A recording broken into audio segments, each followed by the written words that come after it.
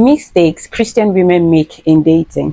Yes, I understand you're a Christian, you love God, you're serving God genuinely, and you've been praying to God for marital settlement, right? Now, you've happened to be dating out of confusion, not necessarily conviction, and then you wonder year in, year out why it keeps happening the same way. Your relationship is not actually leading to what it ought to lead to.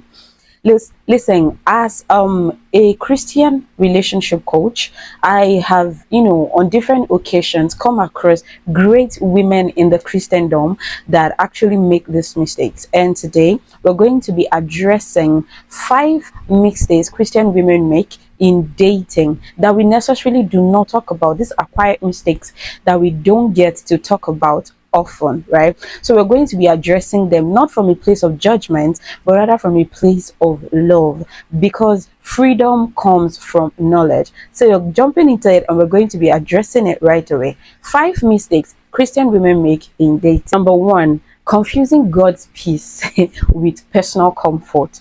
Listen, so many women say, oh, I feel peace, but necessarily what they feel is not peace, but rather familiarity.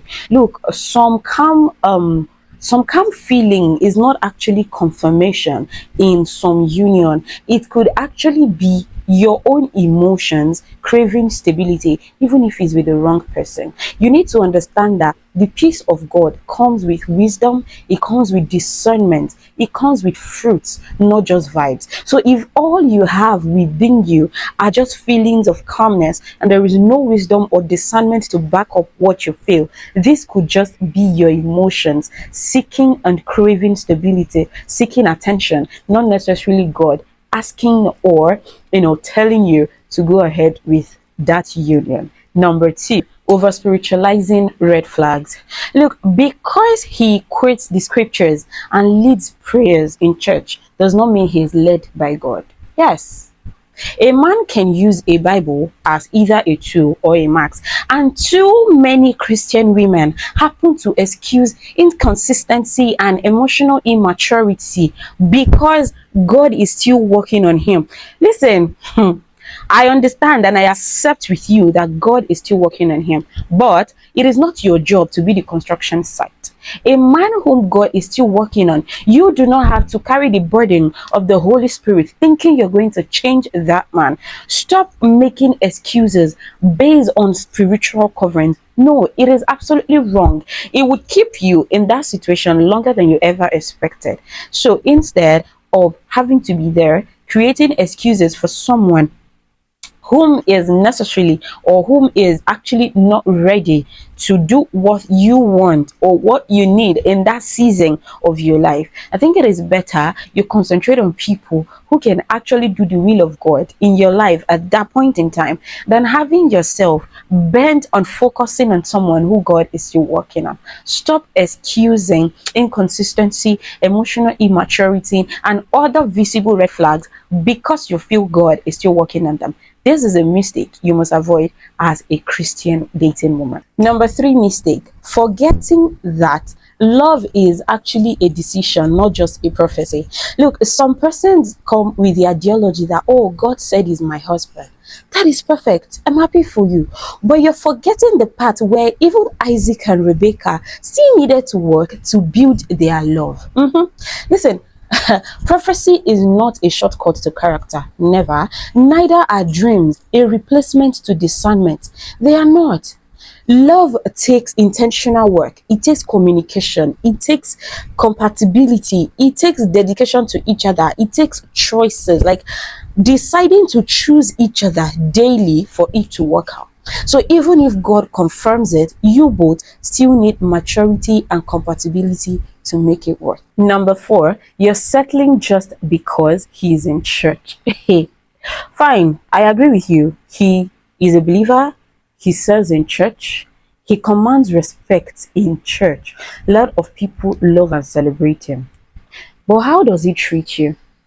Does he respect and honor you privately, same way he performs publicly? Dear sister, do not trade your standard for status. Don't do it. Don't do it.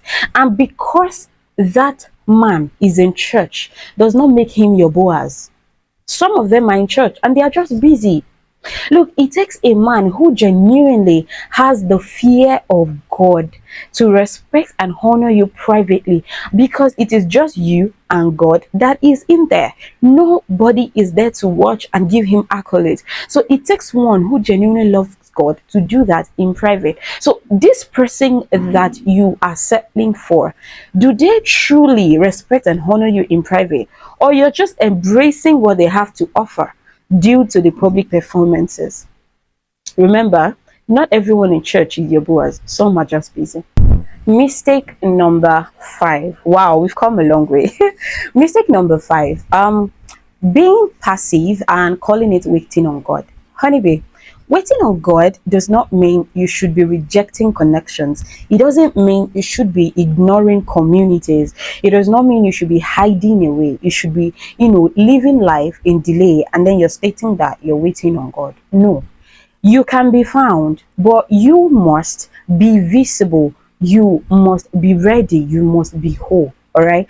So, being visible is part of the prayer point. It is not just about you making the prayers, oh, I'm ready to settle, yada, yada, yada. No, it's not limited to that. Making yourself visible, being accessible is part of the prayer point. And trust me, movement is not desperation. So whilst you pray and you're waiting on God for his perfect timing and the perfect man crafted for you, please be visible. Don't just be existing. Be in a place, in a situation, in a thing, in an assignment, fulfilling a purpose. Be in something, in a community, anything positive where you can be found. Anyway, Christian dating is not overly expected to be perfect, but it should be purposeful. So let's stop calling mistakes faith. Right? Let's stop confusing struggles for spiritual growth, and let's start dating in clarity, start dating in courage, and having Christ at the center, because God's love is not confusing. The love of God flows, it grows, it honors, it nurtures, and that is exactly the kind of love you deserve as a Christian woman. So yeah, these are the 5 mistakes rather the Christian women make, and then now that you know, you should actually avoid these mistakes, and that way we get to attend your wedding and eat party jollof, right? So honeybee, for more educating videos on Christian relationships, marriage and love, do well to subscribe to this channel, as more will be dropping on a steady. We are here to serve you always, as more will be dropping. Do well to subscribe, do well to like, do well to comment, and do well to share on your notification button so you would not miss any of the juicy educative content we'll be bringing your way. My name is Gazelle. I am a relationship consultant and a dating coach, certified actually. See you in my next video. Bye.